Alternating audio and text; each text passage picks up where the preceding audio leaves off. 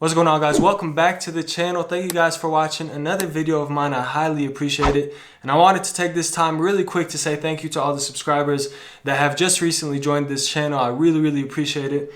Thank you guys so much. And of course, thank you to the old subscribers that have been subscribed for a minute. Now, I just got done editing this video that you guys are going to watch right now, and I realized things are completely out of place and there's no really specific theme to the video. So if you guys don't have a lot of time to watch the whole thing, then I put timestamps in the description below that you guys can check out, and just click on a specific timestamp and it will take you to the specific part of the video that you guys are interested in. So I hope you guys enjoy the rest of the video. Again, thank you guys so much for all the support. Let's get it started.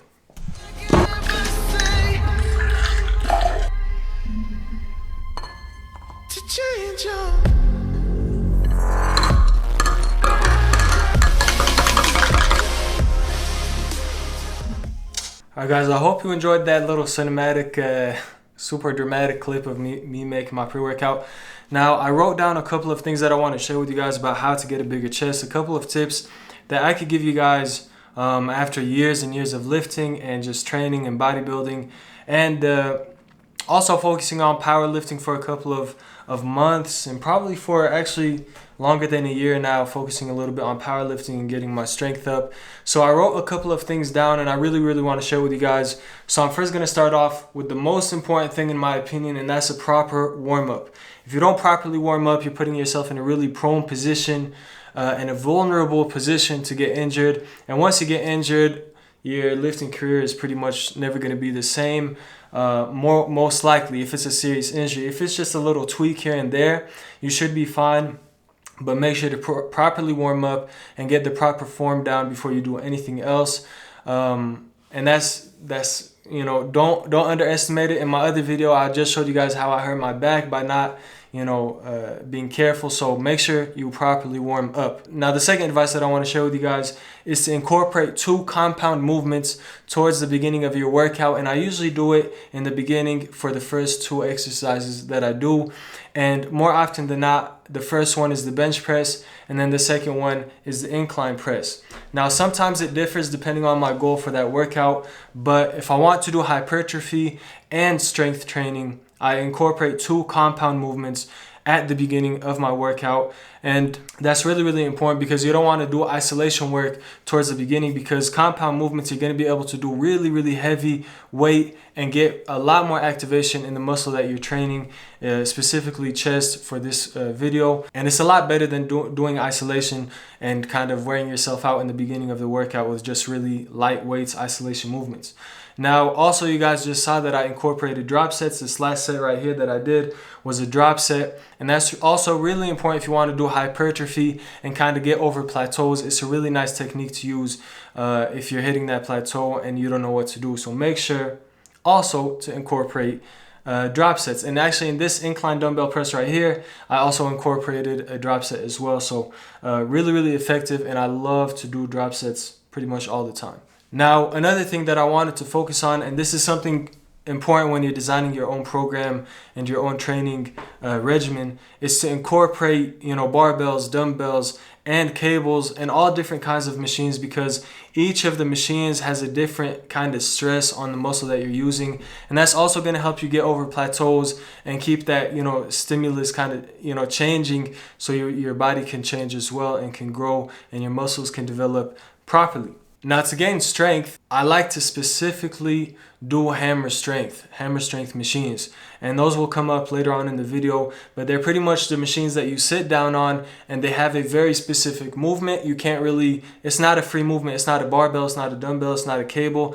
It's a really kind of like telegraphed movement, and there's no way you could change it. And that's really nice to build up a lot of strength and just add a whole bunch of weight on that specific machine, so you could get a lot stronger. And you don't have to use your stabilizer muscles or anything like that. All you have to do is focusing on pushing the weight, the heaviest weight that you possibly can, and doing a couple of reps. And that actually brings me to my next point. The rep range that you want to focus on for hypertrophy training specifically and to really get a bigger chest is 6 to 12 repetitions. And also, do not be afraid to go heavy. Do not be afraid, to go heavy on cables or anything like that. Do 6 to 12 repetitions, 12 repetitions being the max and the lightest weight that you use, and 6 repetitions being the heaviest set and the heaviest weight that you use.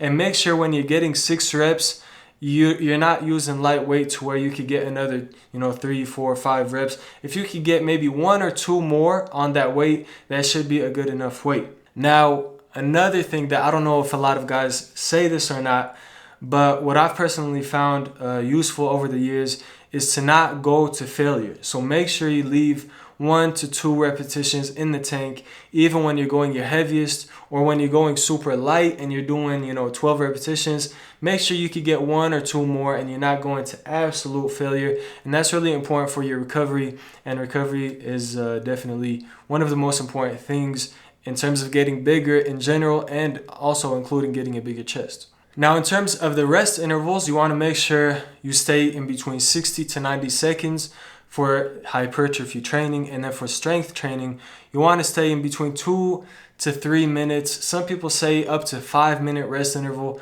if you're really focused on gaining maximal strength and really getting stronger in your bench press or incline press or whatever you want to get stronger in. But for me specifically, to incorporate kind of bodybuilding and powerlifting together, I like to stick in between 60 seconds all the way up to 3 minutes if I'm really trying to get a little bit stronger in that specific movement. Now, last but not least, focus on your nutrition and your diet, and make sure you're eating properly, because just like I said earlier on in the video, recovery is the most important part. And if you're not recovering properly and you're not eating and sleeping properly, you're not going to get any stronger no matter how good you train. So make sure you're eating and sleeping properly. And then last thing is the creatine monohydrate. If you're not taking creatine monohydrate, you should definitely look into it, look into the research, look into different reviews. But what I personally take and recommend is micronized creatine monohydrate. It's the cheapest creatine, and I found it effective over the years. Now, that's pretty much it. I hope you guys enjoyed that workout video footage and found something beneficial. If you guys have any questions whatsoever, leave it in the comment section below and I'll be sure to answer it. But now I'm going to take you guys to Five Guys, and then me and my wife went to go get some yogurt. So let's go and do that.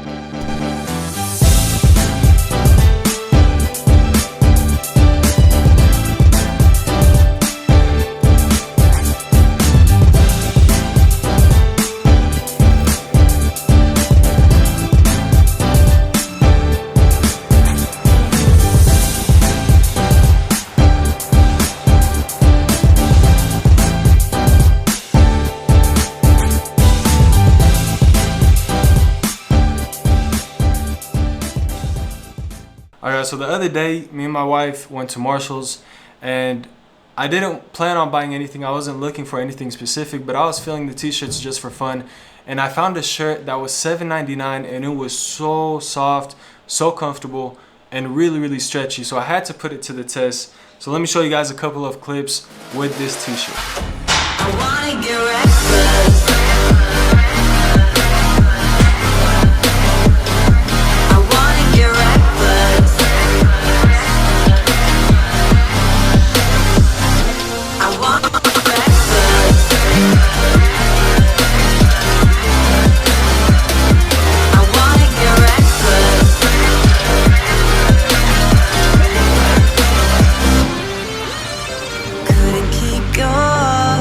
Your poker face.